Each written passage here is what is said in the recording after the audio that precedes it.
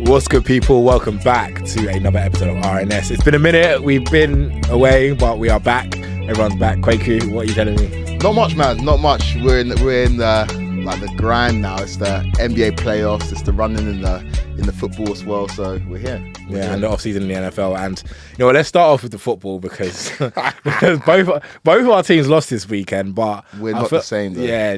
This is the thing. We're not the same. We're really not the same. We're both in European finals. One's in a Europa League final. One's in a Conference League final. But hey ho, here we are. This is the thing. Manchester United. I thought last season with Man United was the worst season we've ever had in Premier League history. Mm-hmm. 8th was egregious. 8th was terrible. We broke so many records, bad records, when we finished 8th last season. And I thought, bro, 8th was worse than Moyes. This is crazy. This can't happen again. Currently, if I look at the table right now, Man United is 16th. And yes, we're in a Europa League final, but we are 16th in the Premier League table. And it's starting to... It's like, who do we blame? Do we blame the players? Do we blame the manager? There's so many questions. I want to get your... Because I can give my view on the... I don't want to say the outside looking in, from the inwards and from a United fan and what we need. But from the outside looking in, this is gazy, innit? From the outside looking in, this is disgraceful. Yeah. We can point to Spurs who have lost 20 Premier League games. Man United lost 17. Lost 17 Premier League games. Man United 16th in the Premier League table. It's the race to not finish 17th. Your last two games are against Aston Villa and Chelsea. There's no guarantee you get a single point between now and the end of the season. It is... You might not get to 40 points. It is, honestly... Do you know what's so crazy? Shout out to Tox and Football Fans Tribe. They were singing, I am running the way to read my 40 points. Bro, do you remember when 40 points, used to be the... Yeah. So where 40 points used to be the parameter in which, if you're safe.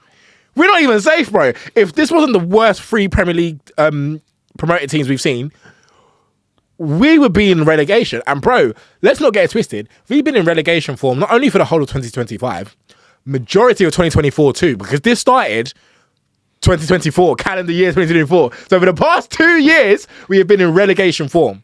And the thing that bothers me, or doesn't bother me because I'm not a United fan, but how United fans have accepted, I was about to say mediocrity. This is not mediocrity. This is way below mediocrity. You are 16th in the Premier League table. There are only 4 teams that are below you. 3 of them are some of the worst teams we've ever seen. The other one is Spurs, who you play in the Europa League final. This is abnormal. And this is a room full of Amorim fans, right? I back Amorim. I think he's a very good manager. You back Amorim as well, despite the poor results. But let's have some honest conversations, right? If Ten Hag was still your manager, would you be 16th right now? No. You wouldn't. Amorim is blessed because he came in halfway through the season and he doesn't have his own players, didn't have the summer transfer window, didn't have the summer to kind of ingratiate himself with the squad or instill his philosophy or tactics. But say you reversed it, say Amorim started the season and he had this form and it was January right now and you were 16th, he would be sacked. Yeah, he would. So he's been given grace by the fact that he came in halfway through the season. But let me relate it to something that I know in terms of my football club. The season where Chelsea came 12th, I heard about it every single week. How was Chelsea 12th? How was Chelsea 12th? That's true, that was 12th. 12th, and that was viewed as an absolute disaster. Thomas Tuchel got sacked in that season. Graham Potter got sacked in that season, and by the end of the season, we let Frank Lampard go as well. 3 managers' heads rolled because Chelsea finished 12th. Man United 16th, and no Man United fan wants to entertain the idea of Amorim maybe not being the guy for the long term. My issue is, in the summer, you are going to give him the keys to the kingdom, as you should. But to me, that's an unbelievable risk. Can you imagine turning around and saying, okay, here's the keys to the franchise. What's the track record? Oh, you finished 16th last season. And if you don't win the Europa League, oh my goodness. Gosh, yeah. The Europa League has now become everything. And we talked about it before, me and you, maybe not on the podcast, but elsewhere.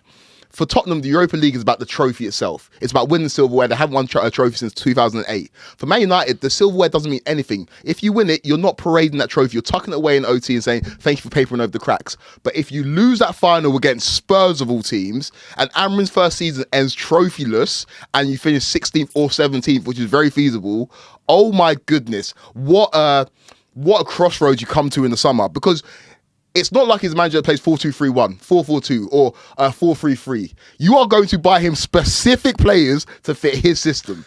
That is, for me, I would be terrified, because I'm not saying that overnight he's become a bad manager. At Sporting, one of the most coveted managers in Europe. Everybody wanted him. You pulled trigger early, said, come now, otherwise it's not happening. He said, I'm coming now. I get it. I still back him. I'm not saying he should be sacked. But I think we should have some honest conversations. If Manchester United, who I've said many times, I thought their nickname was champions when I was younger because you were that dominant. If you finish 17th in the Premier League table with no trophy, no Champions League football, no European football at all, I think there's serious questions need to be asked about Amorim. And I think the tightrope or the leash should be very, very short. I totally agree with you with everything you said. However, there's some things that I'm just looking at because I want the best for Man United. You're right. We are 90 minutes away from having the most gaziest season we've ever had in our lives. And even still, if we do win this Europa League against Spurs, it will just be thanks, but let's just forget this ever happened. 2, I still think, this is why I think Amorim is the guy. And I'm quite confident that I feel like he will succeed at Man United. I feel like he will succeed at Man United is because 1, I know what rebuilds are. 2, he said it from day one. Like, he didn't even have to manage us. His first game was Ipswich away. Before he done that, he done an interview with Gary Neville, and I recommend people to go and watch it and listen to what he says. He says, we can't run. This guy can't pass. Bear in mind, this was only from what he saw in training. If you're losing the ball in training, these guys are not good. Bear in mind what I said earlier. Man United have been in relegation form, not only with 2025, we were in relegation form in 2024 with under Ten Hag. Ten Hag just got away with it a lot of time.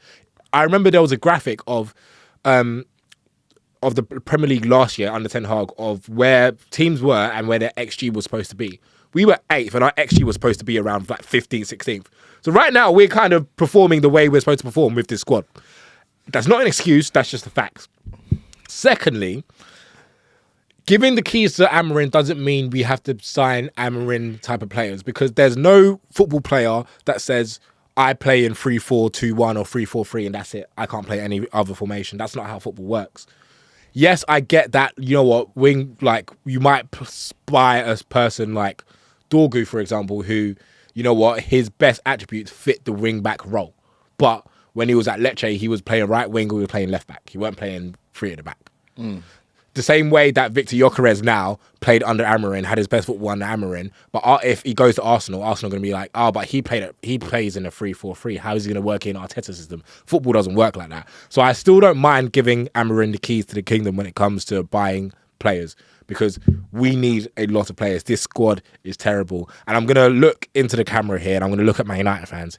If we so go on and win the Europa League, do not let that paper over what has happened this season. Don't let it, I get a trophy's fun and a trophy's great, but just say thank you, enjoy it, but enjoy it about us being disciplined, but remind yourselves, and I'm glad that we're I'm kind of glad that we're losing week in, week out in the Premier League, because it's just a friendly reminder that these guys are insane. The people that are playing for Man United right now do not deserve and I'm not going to name names because we work in the industry and I don't really want to jeopardize anything that's going on. But there's a lot of people in that Man United squad right now that do not deserve to be at Man United, that are not good enough. And I wish them all the best elsewhere. And you're seeing it right now. Anthony's living his best life, bro. It's not like he's a bad footballer. In the Premier League, we all thought he was terrible. Under Man United, we thought he was terrible. He's doing all right at Betis. He's in a European final. Could put something on Newman's head tops. Who knows? He probably won't, but you know what I mean. So there's a lot of people that just don't need to be here anymore. And I think Amorim discussed, and Amorim knows that. He said it in his press conference yesterday. He said, listen, we need to be brave in the summer. And and if this still like this, and if this still goes on like this, I won't be here. Because he even said it himself. He's honest. And one thing I like about Amorim, he's honest. He knows what's going on. He knows this is gazy. He knows this cannot last. So I'm not worried, and I still trust him, because you know what? Even though with these results, they don't look good. Results are results. Man United are going to finish 16th, 17th, and that's not going to look good. And then even if we finish the Europa League is not going to be, when we see the Premier League table of 24, 25, it's not going to be like United finished 16th, but asterisk, they got the Europa League. That's not what's going to be. It's just going to be United finished 16th, and we have to explain. Or 17th. Or 17th. And we have to explain what happened. So this isn't good. This is horrible, and we are rubbish.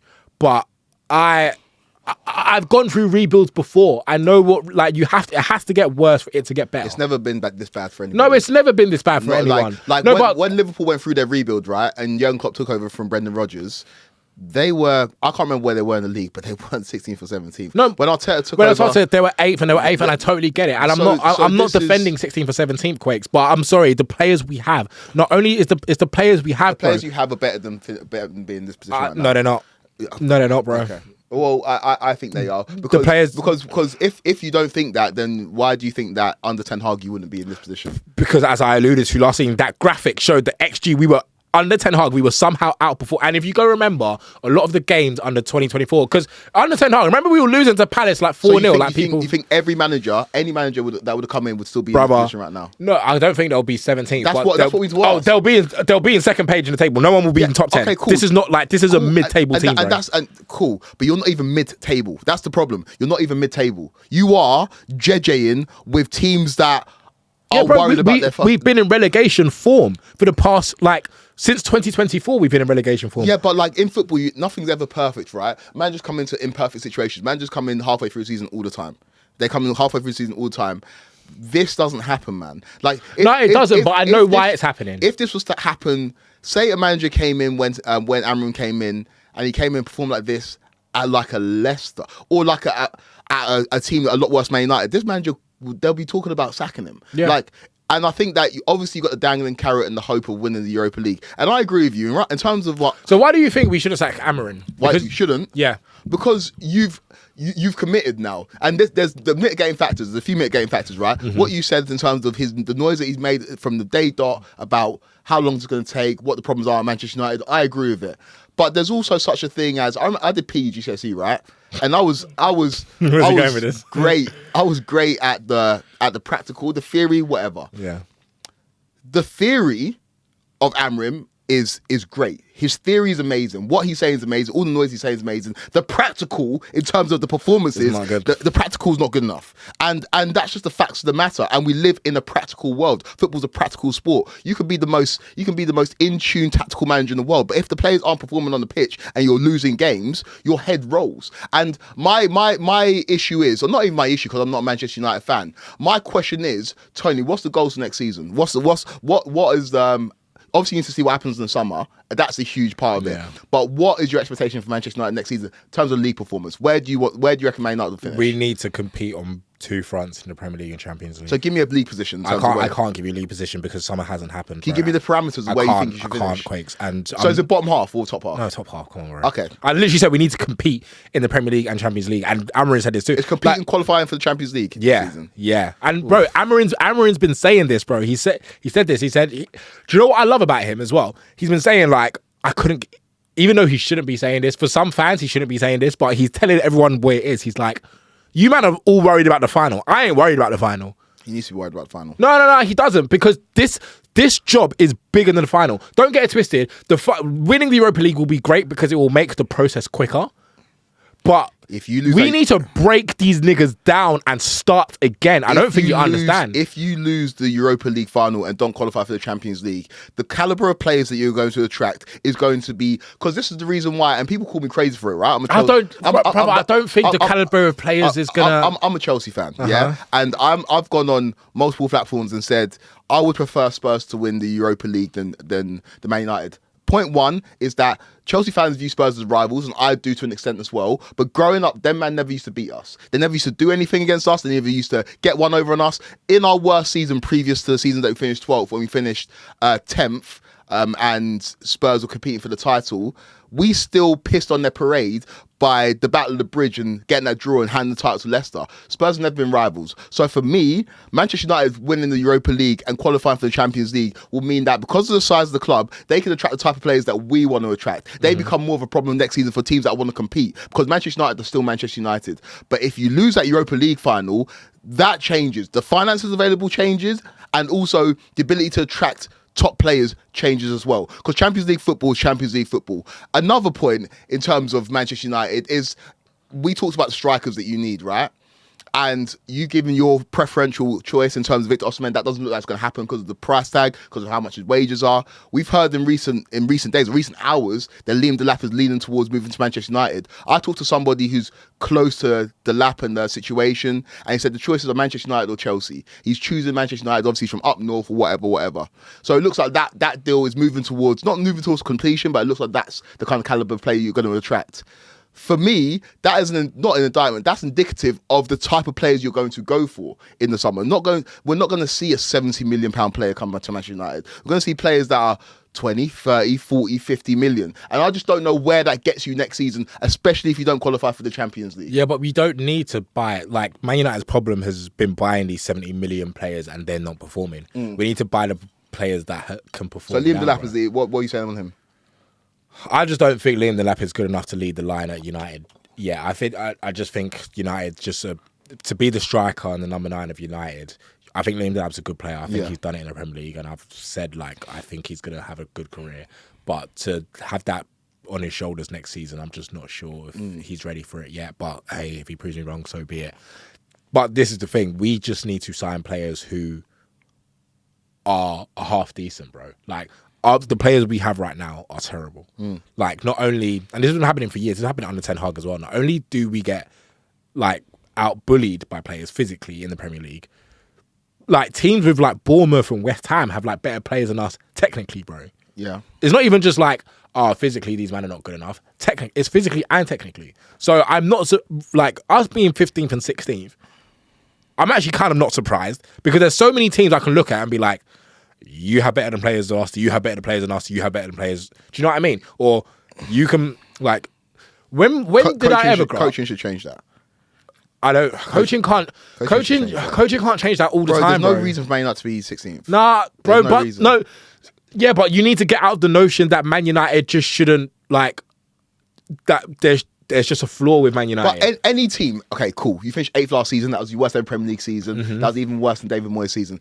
Any team in the Premier League, right? No matter what happens, no matter who comes in, if one season you finish in a certain position and next season you finish 7 places lower, I don't care that the squad's not good enough. I don't care that a new manager comes in. That is unacceptable. Say Chelsea one season finishes 6th like we did last season, and then the following season we finished 13th. That is unacceptable. Bro, and heads will roll. Yeah, so instead of Amorim's heads rolling, because every time I'm not saying his head should roll. I agree. I think heads should roll too, and I will happily do it myself. But the people's heads that need to roll are the players, bro. It's every time it's the manager. We're quick to blame the managers, the players. Bro, just look at the players. You saw how many times have we produced a show on Thursday and we're watching United? Because we have to. We're watching it. And you're just seeing it. You're just like, what are these men doing? Do you remember what Stuart Pearce was saying when during, who did we have? In Bilbao, he was just like, these guys are just playing within themselves. That first half against Bilbao, that you couldn't even blame Amorim. Amorim was just looking at what the hell are these men doing? So these men couldn't even. Does he deserve any blame? Yes, yeah. No, I'm not saying he doesn't deserve any blame, but Amorim deserves blame because at the end of the day, he's the manager, and that's just the job. That's just part and parcel of the job.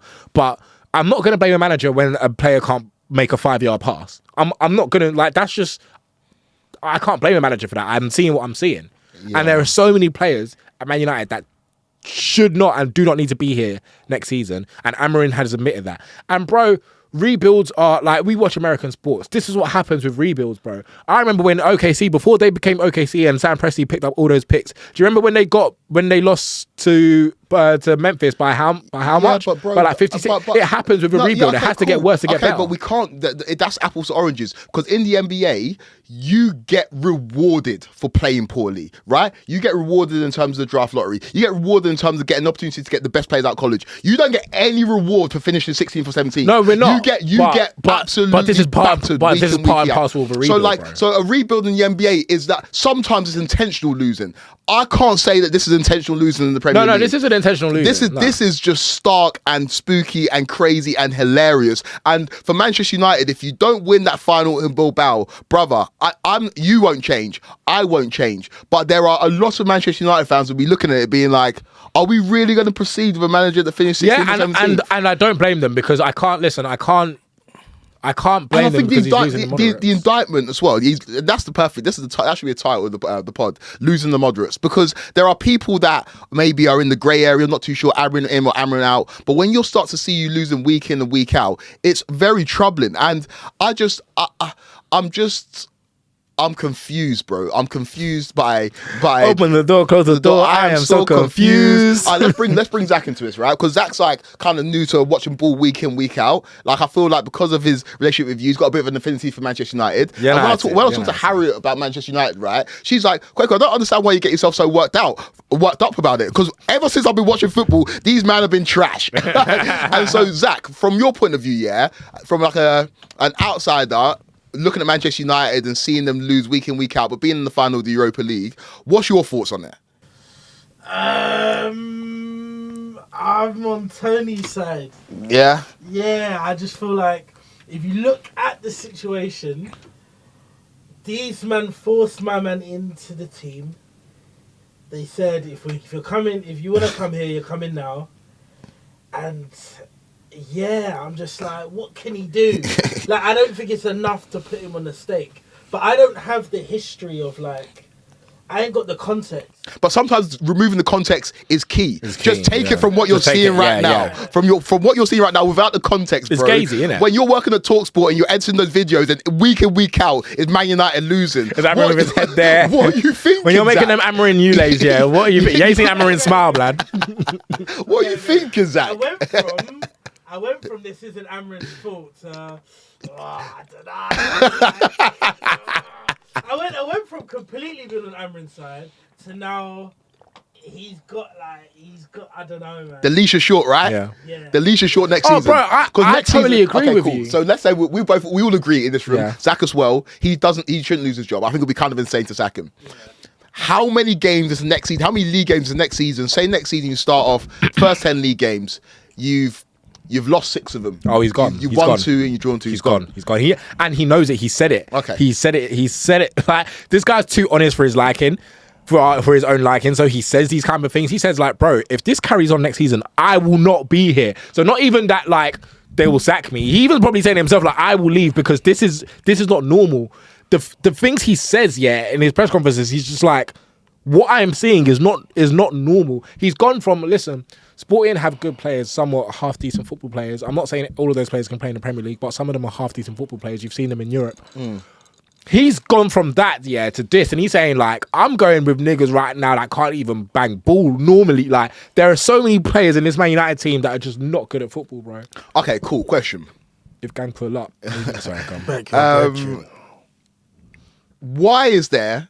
And again, I've been on record, blasted by talking about the quality of the Europa League. It's not as good as other competitions, right? Don't need to go into that.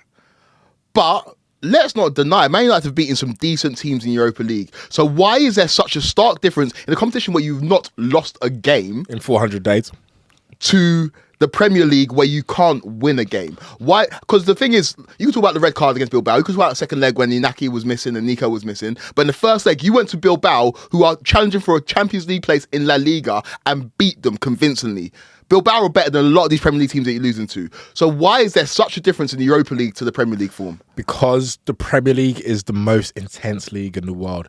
The Premier League, and Amorim said this too, the Premier League is, you have less than a second. You have, let's say in Europa League, I can pass this ball, yeah, it will take my brain 0.5 seconds for it to compute to my brain.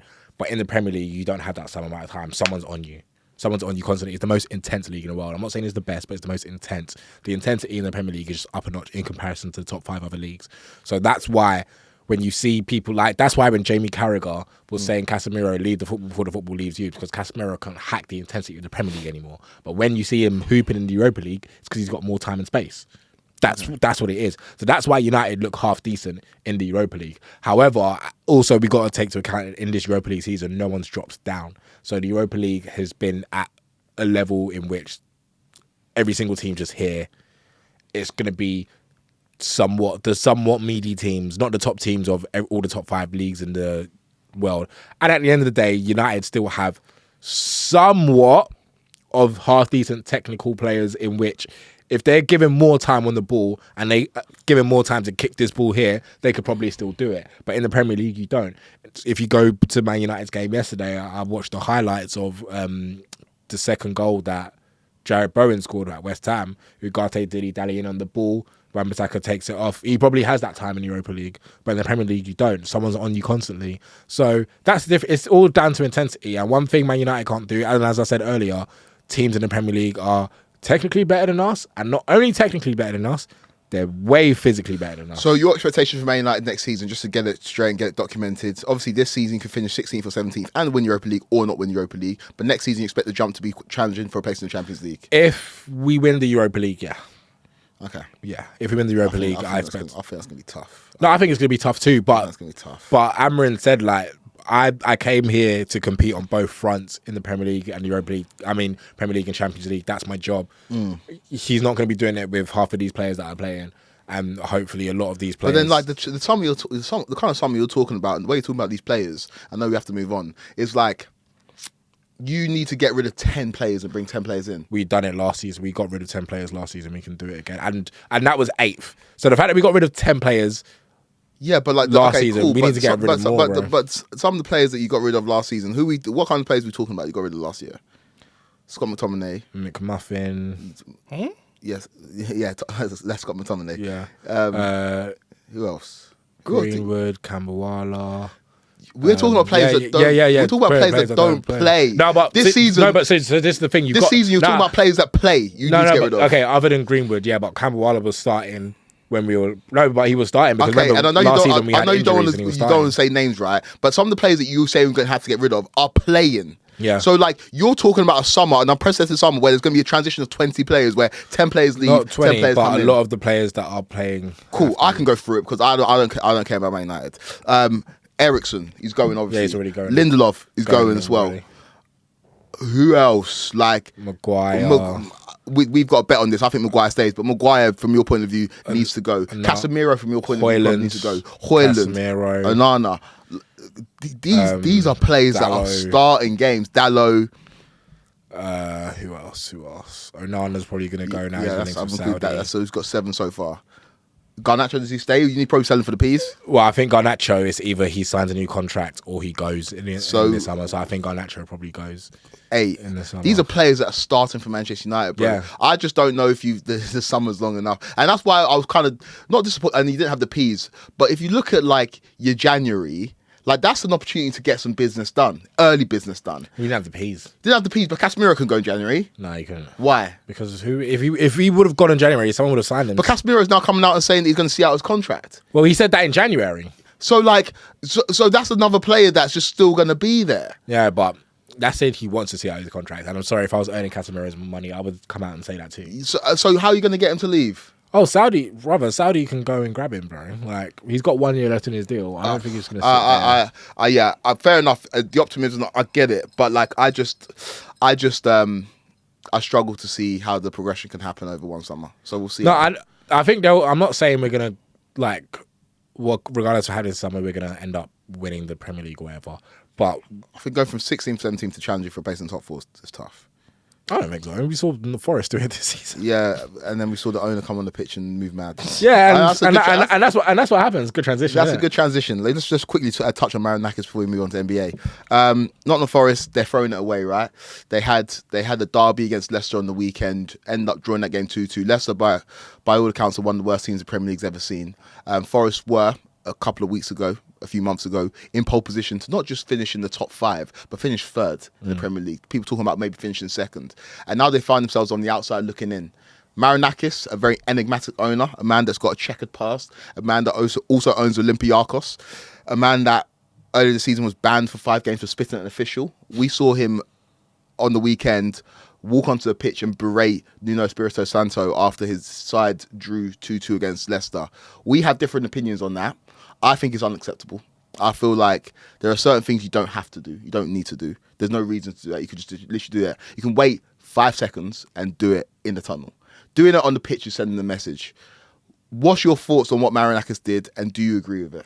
I don't agree with it because I think it's poor form, but who are we to tell him what to do? He's the owner.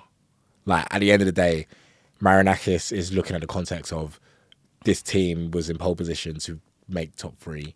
You have a home derby against Leicester and you mess it up against an already relegated Leicester team. You should be winning that game. That should be cash money if you have anything about you. And yeah, fair enough, he shouldn't have gone and done that. I believe so. But I'm sorry, who are we to tell the owner what to do? He owns the club. Yeah, who will we tell anybody what to do? But in terms of my opinion on it is that like did what he did help?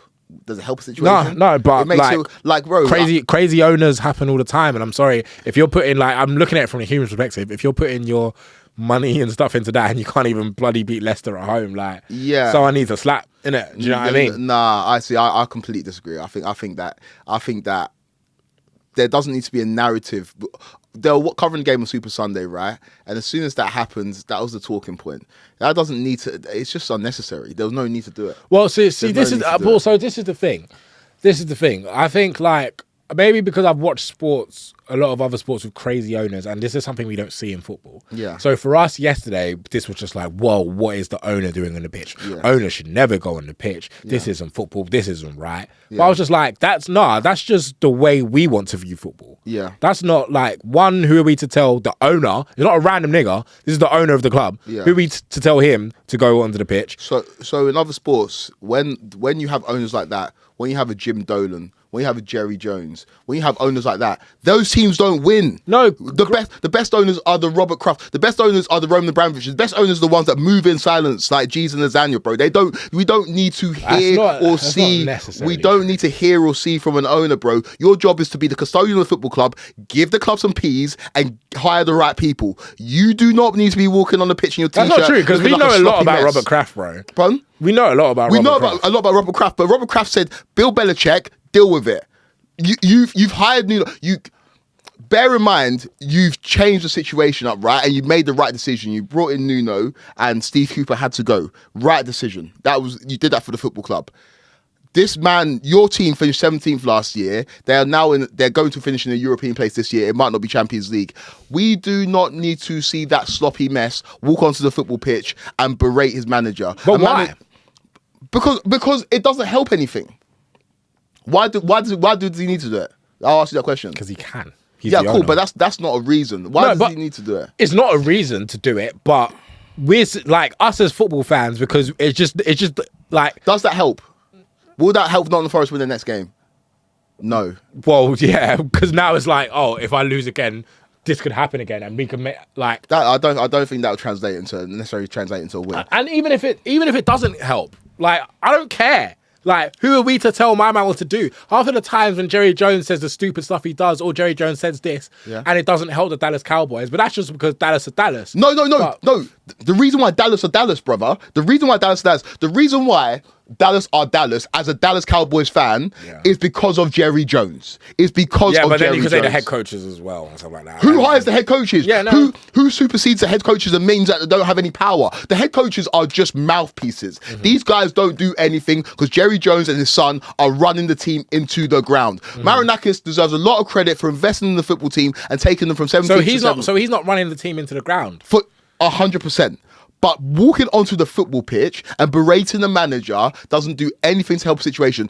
Granted, you can do it. You can do whatever you want. You can piss on the football pitch if you want. It doesn't help. And I just feel like him doing that just undermined the good feeling that was surrounding Nottingham Forest, despite the fact... What? Yeah, but... See, I think we're losers in this country, bro. And this is our issue, because we're saying that it's undermining the good feeling. You fumbled it.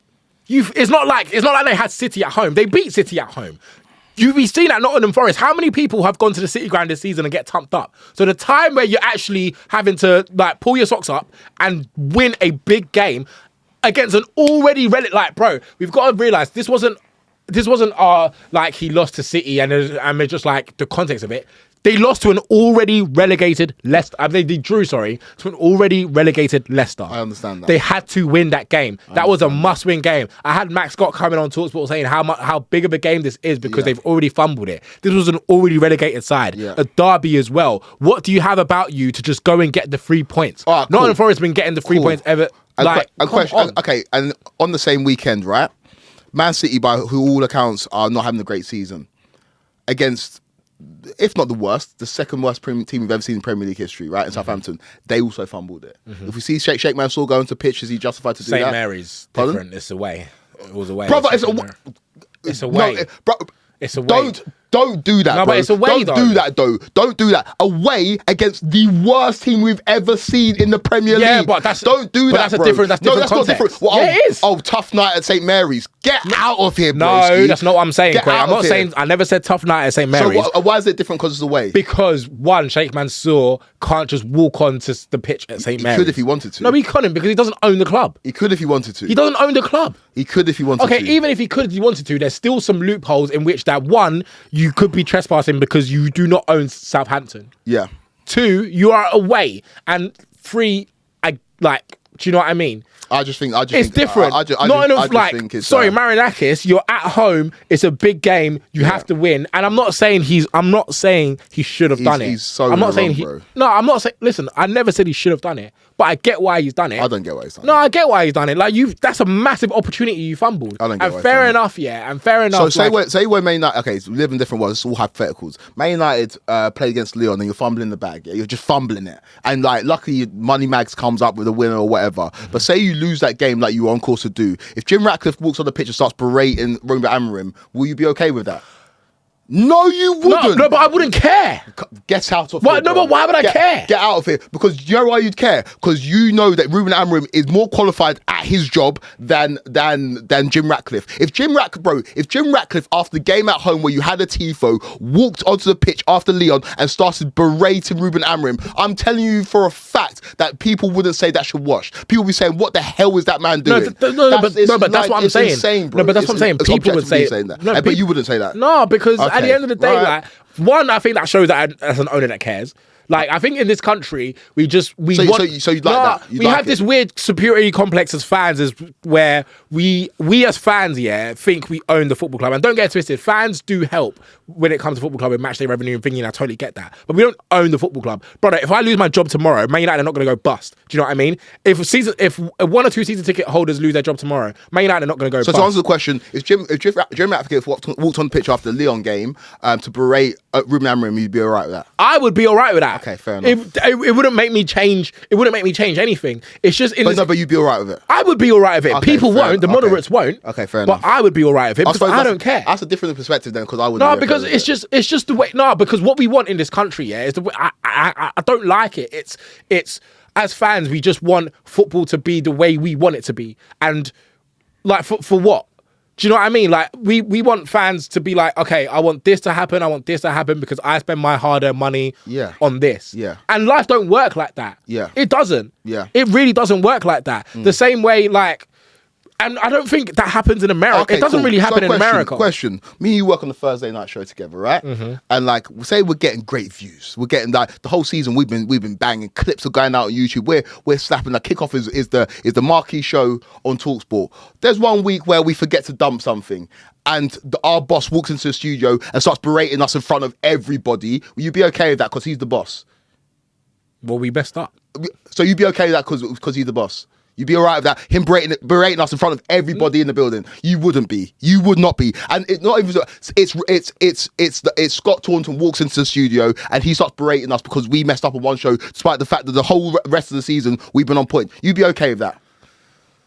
You wouldn't. No, you wouldn't. No, it would be undermining you. You'd be like, brother, have that conversation with me after the show's done, not in front of other people. You wouldn't say because you're the boss and because you run this place, you're allowed to do that. No, but because he's berating me, of course, because I wouldn't be happy with anyone berating me. But if someone from the outside was looking in, because remember, I'm not a Forest fan. From the outside, but if using your example, if someone from the TalkSport audience saw that and said, you know what, he is the boss, maybe he shouldn't have done that. But and he went about it the wrong way, but he's entitled to do that. I don't think many people think that. No, I don't think many people think Zach, that either. what do you think? But I think he's entitled to do that. He's entitled to do what he wants. Bring in an innocent bystander.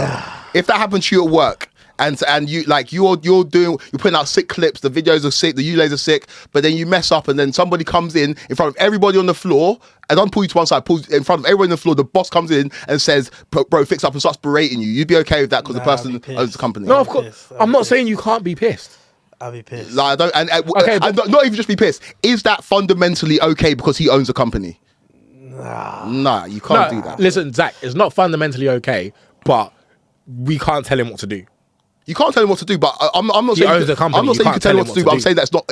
We're giving our opinions on it, right? Yeah. We can't tell him what to do. We are just like broadcasters and podcasters. But I'm saying that what he did was not fundamentally right. No, I'm not. Yeah, Sorry, question. In football, does the club take on the vibe of the owners? Like, does a club, the fan base, the players, do they like take the personality or the vibe of the owners? No, and see, this They is don't. no. I'm like, does it set a good precedent, him doing that?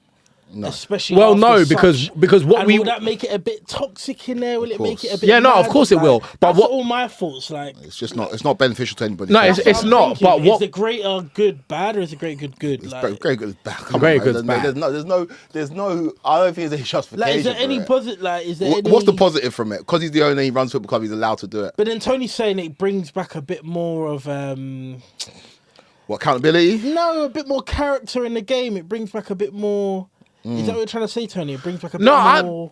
Listen, I'm just saying, yeah, like, I just hate the way that we as fans were just like, that's like, don't get twisted. I get it's not acceptable, and I'm not saying but who are we to tell Marinakis what he can and can't do? Like, he owns the football club. He's paying everyone's wages. I'm not telling him, but we're giving opinions on it. I say it's not right. No, and I don't think it's right either. I think there's always a time and a place for things. But if he's done it, I'm like, brother, Is there a situation where like the board can come together? Yeah, To like push him out or something. 100%. There's always situations like that. People can talk, and that's how jobs work. But when it comes to like owners, I think like in this country, we just want the people that put their money where their mouth is when it comes to football clubs to do what we want, and I think it's weird. Who do we bend the back to, the owners or the players?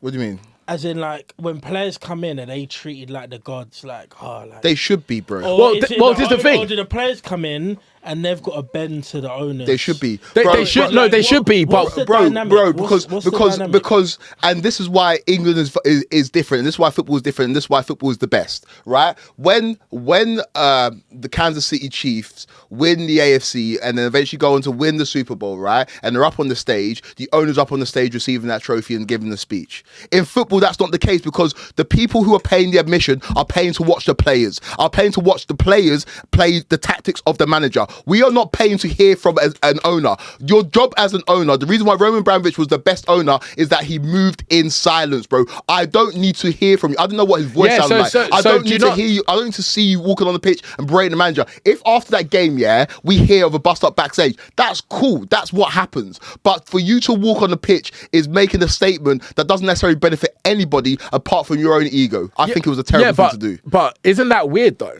Isn't what weird? Like, isn't it weird that we as fans, like, we want the people that literally own the club and put their money where their mouth is for our club, we want them to be silent. We don't want to hear from them. We don't want, like, I find it so weird. I find it so entitled from fans. So you want to hear from Ratcliffe? No, I'm not saying. Personally, that Ratcliffe thingy, even that Ratcliffe interview was the first time we've actually heard from a Man United owner in 20 years. Because when has the Glazers ever sat down with anyone and said, this is what's going on, this is what we want for the future? So don't get it twisted. Even with all the Ratcliffe stuff and everything that's going on in the cuts and the even more cuts and everything that Ineos have done bad, it was refreshing to actually hear from my owner and think of, this is what we want. With the Gary Neville interview, this is what we want, this is what we're planning to do. So it was refreshing. And it's very different. It's very different to hearing from an owner in a controlled environment doing an interview than seeing an owner walk on the pitch berating the manager. I know that's very different. I know that's very different, but I just feel like we have this entitlement as fans, as the people that own the club, just shut up and just shut up and stay in the background. I don't think it's a fan entitlement, bro. No, it is though, because you literally just said it. You literally just said it's not fan entitlement. Well, this is a different perspective, right?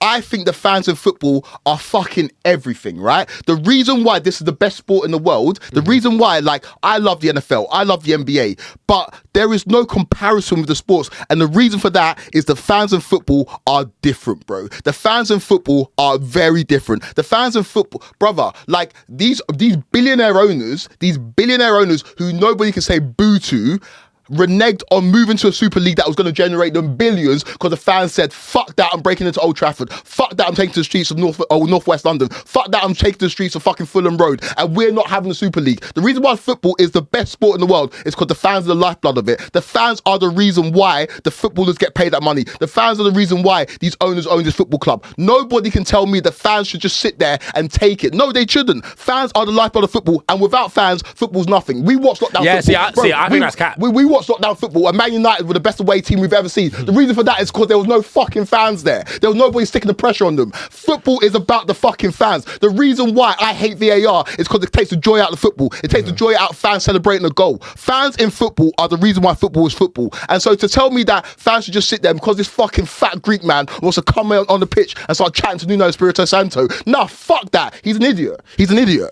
He's a fucking idiot. And Nuno, I don't even know where you go from there if you're Nuno, right? You're sitting there. The man collected the Blacklist Award 2 weeks ago, and now you're getting berated by a man that can't fucking walk up a hill. Fuck that. Fuck that, bro. Yeah, but the thing is, fuck that. Shit. It's bollocks. I hear that, but Nuno's gonna stay. He's not gonna leave after that, is he? Nuno's gonna stay, but brother, like it's such an insane thing to do. It's such an insane thing. No, I think it's insane. You know how insane it is, right? And this country is just full of racismo. If that shit happened in fucking Africa, they'd say, look at those fucking barbarians. Look at the nature of the league. Look at what's happening. Owners walking on the pitch. Bro, the owners should not be walking on the pitch. If you can't lace up football boots and put on shin pads and bend over to tie up your own laces, get off the fucking pitch, have the conversation backstage. I do not need to see Marinakis on the pitch berating a manager who's going to get his team European football after finishing 17th last year. Fuck that. It's morally wrong. It's wrong. You know? Crashed out, bro. Yeah, I was gonna say you crashing out over Marinakis, bro. Crashed out, bro. It's insane. I don't know why it bothered me, bro. I'm like, what are you doing? No. Listen, I saw it and I said like, oh, this is something new we haven't seen. It's spicy, bro. And it's spicy, and I get it. But like, one, as a fan, I can't tell an owner what to do and what not to do. And two, like, I totally get that like football fans like are the lifeblood of the sport, but I do just like I'm not 100% agree with football is nothing without fans. I think football is no. I feel like fans are such important, and I think the most important part of football. But football can exist without fans. Nah, no, brother. Football can. We had 2 seasons without and it was terrible. And okay, but it still happened. It still happened, and it saved us because at the end of the day, imagine like we all say it was terrible. We also saw lockdown football was terrible, but take away lockdown football and imagine what lockdown would have been without that. And imagine a world where you're watching that football for the rest of your life. No, see, okay, but but this was because of a global pandemic, which hopefully will never happen again. But during the global pandemic, and they brought back Bro, we all watched that first game. Just let me land. Okay. We all watched that first Bundesliga game, which was Dortmund and whatever, because we just needed exactly. The fact that you even remember it, because we just needed to feel something, and there was no fans there, and we still had the sport we love. So don't get twisted. I'm not trying to disregard fans, but I just hate the term that football was nothing without fans, because football can still exist without fans. We've seen it. And do you know what we do? And I'm not saying we shouldn't have fans because football needs fans. I totally get that. But to say football is nothing without fans... It's nothing without fans. No, but it's not true, though. Do you know what we do? Do you know what we do, right? To those teams that won trophies in that era where there was no fans. We default those trophies. We say that Arteta's FA Cup doesn't count. We say that Liverpool League title doesn't count. We're just saying that because we're through a global pandemic. No, we're saying that because it's a completely different sport. Manchester United were the best away team the Premier League has ever seen under a media manager and Ole Gunnar Solskjaer because there were no fans. You're telling me that's the same when the fans are in there? It's not. Well, for some games, some fans were in there. Football is nothing without the fans, and to think that fans should just sit back and let an owner just run roughshod and do whatever he wants. If we do that, bro, we'll have another Portsmouth, right? If fans just sit back and let owners just do whatever they want without being held to account, we'll have a Portsmouth, we'll have Grimsby, we'll have a Bury, we'll have teams like that are going bust because these billionaire owners have got egos the size of spaceships and they do whatever they want. Fans hold football owners to account, and that is the right thing to do.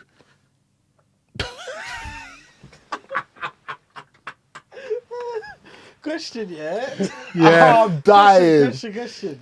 Do you think, the reason owners should be quiet because then there's just too many aspects to it? So I'm thinking about it in my head, so you got, imagine you do a post-match, Yeah. You got a couple players, then you got the manager, and then imagine you get the owner giving something to say as well. Would that be mad? or would that be interesting? It'll be fine. Like there's You nothing. think it'd be fine? It'll be like we see it in other sports. Still, be fine. It's just we just don't want it because we just don't want owners to. We just want owners to do what we want. Yeah. Supposedly as fans. So you think even if the manager then gave a little post thing, it'll be cool as well? Brother, let's not lie, yeah. As if Chelsea under Abramovich, if Abramovich gave post-match interviews during his Chelsea era, let's not fans like Chelsea fans would not lap that up, bro. Nah. It would have undermined. Brother, you had banners for the brother. It would have undermined the process. It would have undermined the process. Like no, but I'm not saying week in week out. So when I'm not saying week in week out. But if Ruben Abramovich gave a post match every couple of if Ruben Abramovich did what Jerry Jones did, and it doesn't have to be every week. It would have undermined the processes that he did behind the scenes. Because bear in mind, Ancelotti won the double in his first season, 09-10. That he was sacked at Goodison Park when Chelsea finished second next season. If Ruben Abramovich came out after that game and said this and said that, it would undermine the processes. Go and operate in the backgrounds. Go and operate in the shadows. The best football teams have owners that don't say boo. They do. Like, can't tell me one very successful football team that has Florentino Perez. That's fuck. Do you know what I mean? Florentino Perez.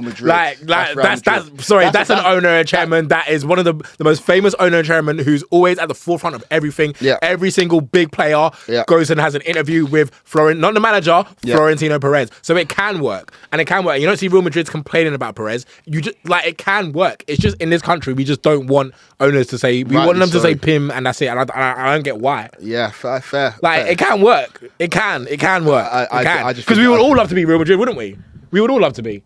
We'd love to be Real Madrid. No, I don't think I'd love to have Florentino Perez being the. No, I never said that. I'm not gagging for Florentino Perez to come and buy Man United. Yeah, kind of crazy. But but at the same time, like we would all love to be Real Madrid in the way it works. Like so, it can happen. And I would just love to be Chelsea circa 2004 to 2020 when they got rid of our owner. When the UK government said nah, he's part of a war. But yeah, let us know in the comments down below because this one's an interesting one, right? It's got people having interesting conversations, and I don't know if there's a right or wrong answer. Right, I can see the merits of what Tony's argument is, and he gave me a little checkmate with the Florentino Perez, so I don't know what to say to that one. But but yeah, it's an interesting one. Should we move to the association real quickly before we wrap up? Yeah, go on.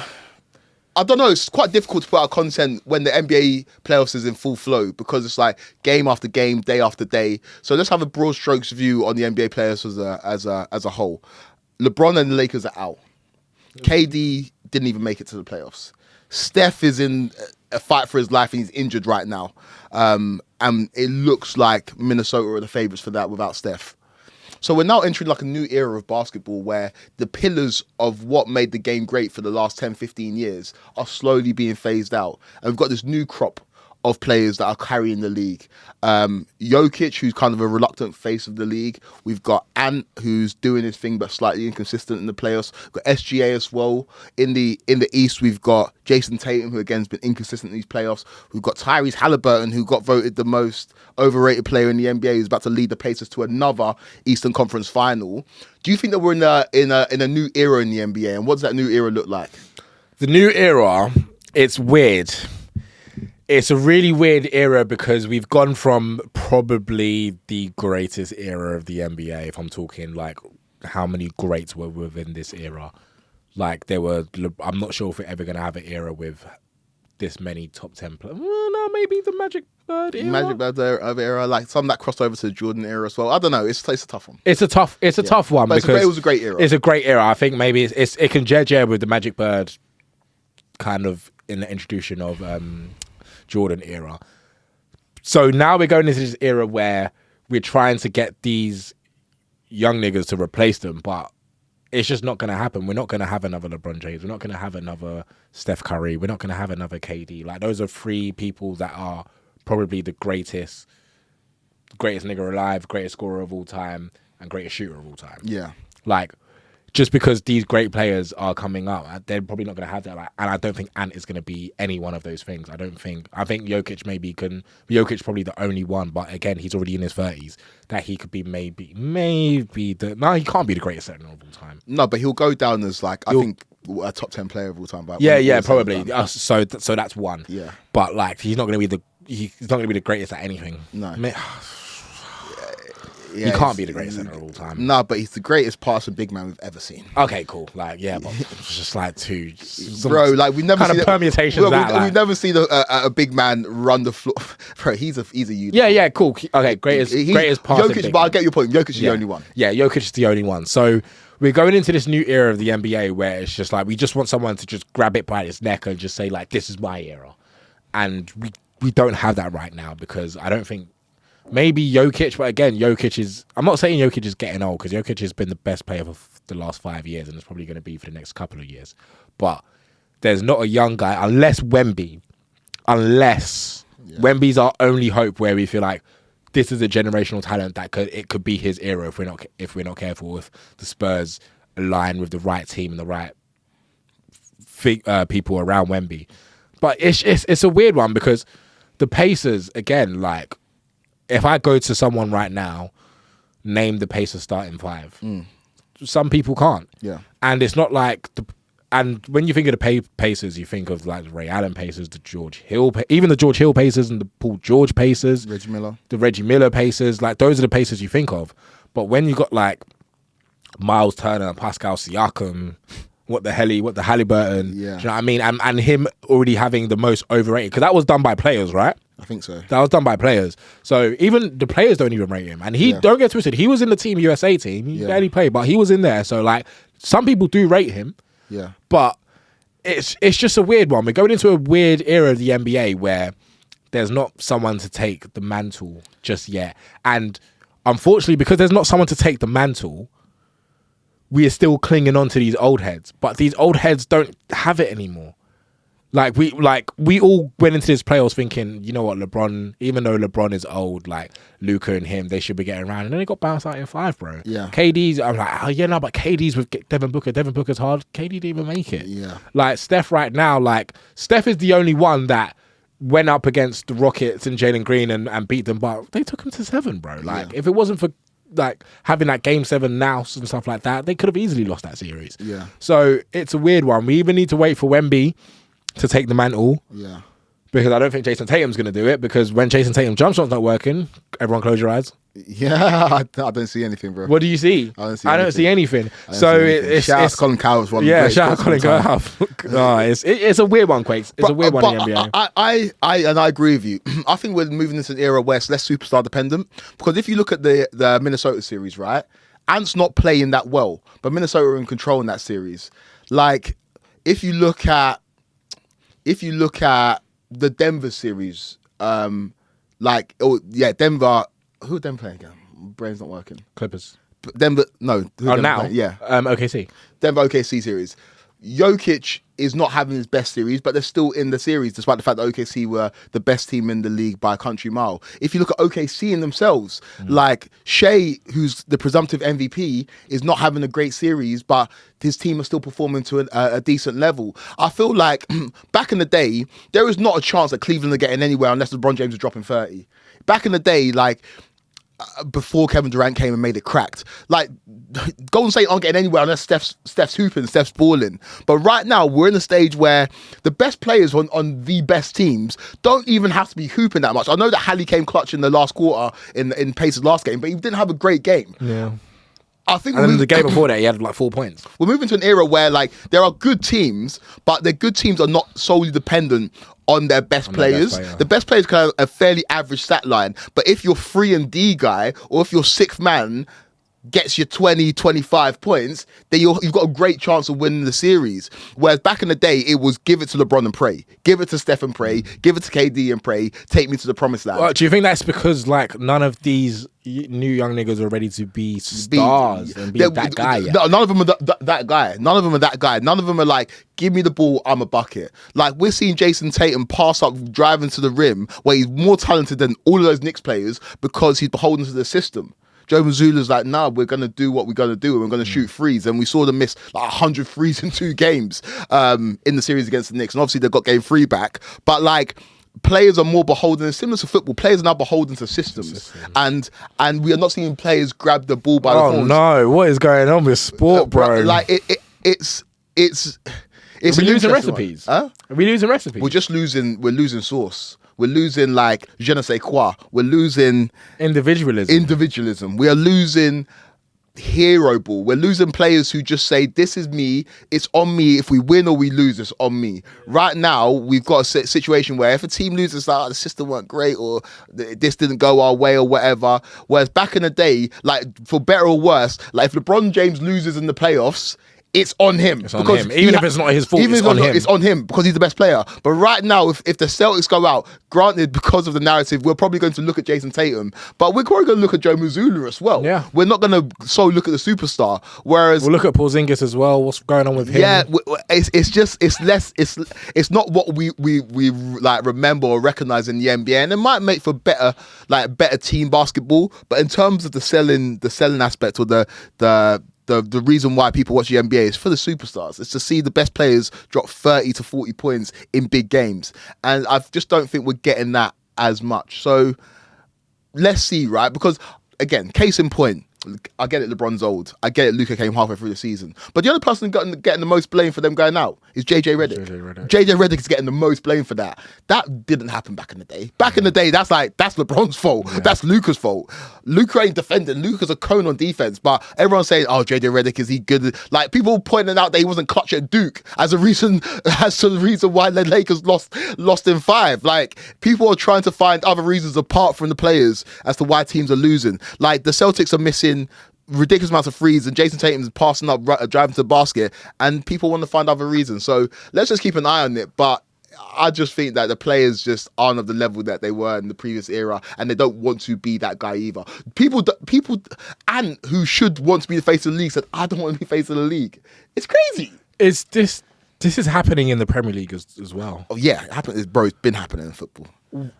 Bro, what's happening? Bro, people with sport couldn't buy social media because back in the day, right? And I don't think any of these two players are yet world class. But back in the day, Phil Foden and Bukayo Saka would hate each other, and they'd hate each other because Man City and Arsenal were going for the title. It would be separate tables at England camps. Right now it's kumbaya. Right now in the NBA, these guys are training with each other in the preseason. These guys, the only player that kind of stands up business is Giannis. It's like, yo, it's me, and if you come join me, it's us, but it's me.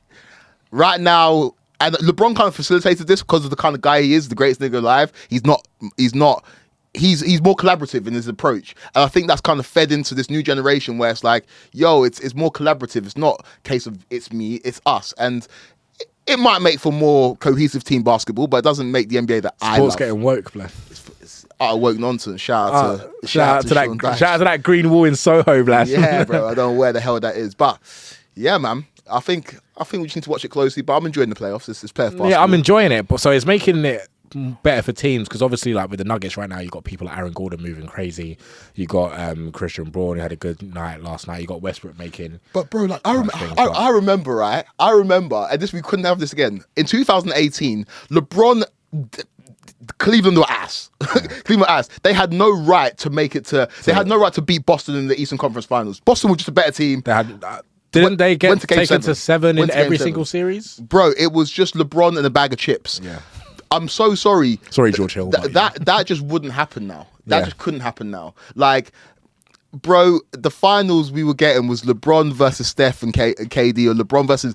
Right now, Jalen Brunson and the Knicks. No disrespect to Jalen Brunson, and no disrespect to them niggas on that side, but they might meet the Pacers in the Eastern Conference Finals. If LeBron. Hey man, Triple H and Adam Silver, what are you cooking, bro? Need what are you, man, cooking? Need something. But yeah, I'm getting a call from the little kid, so I need to wrap it up. Yeah. No, let's wrap it up. Yeah, someone's got to go be a father. But that's another episode of RNS. Like and subscribe. All of that. We will speak to you next week when hopefully, actually no, it's not the Europa League final. We still got another one before that. But yeah, another week before that. But yeah, until next time, people.